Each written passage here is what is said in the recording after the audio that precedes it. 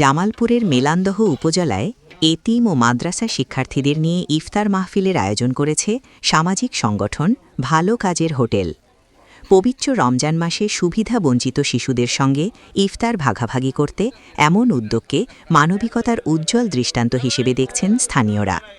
বৃহস্পতিবার ১২ই মার্চ মেলান্দহ উপজেলার বয়রাডাঙ্গা তালুকদারপাড়া এলাকার মোহাম্মদিয়া হিফজুল কোরআন নুরানি মাদ্রাসা ও এতিমখানায় এই ইফতার মাহফিল অনুষ্ঠিত হয়।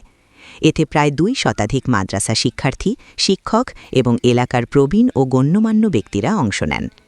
এছাড়া ইফতারের আগ মুহূর্তে দেশ, জাতি, মাদ্রাসা ও উপস্থিত সবার মঙ্গল কামনায় বিশেষ মোনাজাত পরিচালনা করা হয়। এ আয়োজনে উপস্থিত ছিলেন সংগঠনটির প্রতিনিধি সরকার জাকিরুল ইসলাম এবং ভলান্টিয়ার মাহমুদুল হাসান। তারা শিক্ষার্থীদের সঙ্গে সময় কাটান এবং ইফতার সামগ্রী বিতরণে অংশ নেন।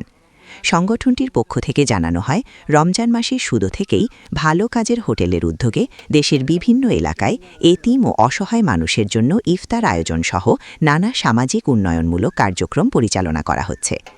ইফতার পেয়ে আনন্দ প্রকাশ করেন মাদ্রাসা শিক্ষার্থীরা। স্থানীয় এলাকাবাসীও এমন মানবিক উদ্যোগকে সাধুবাদ জানিয়েছেন।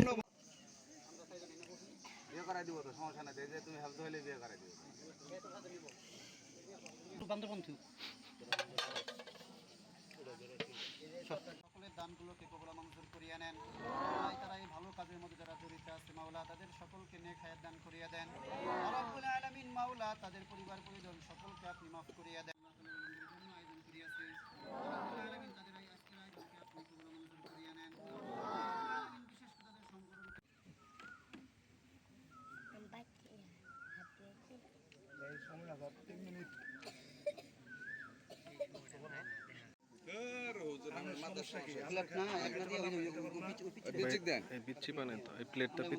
আর বিচ্ছি জন আছে তো।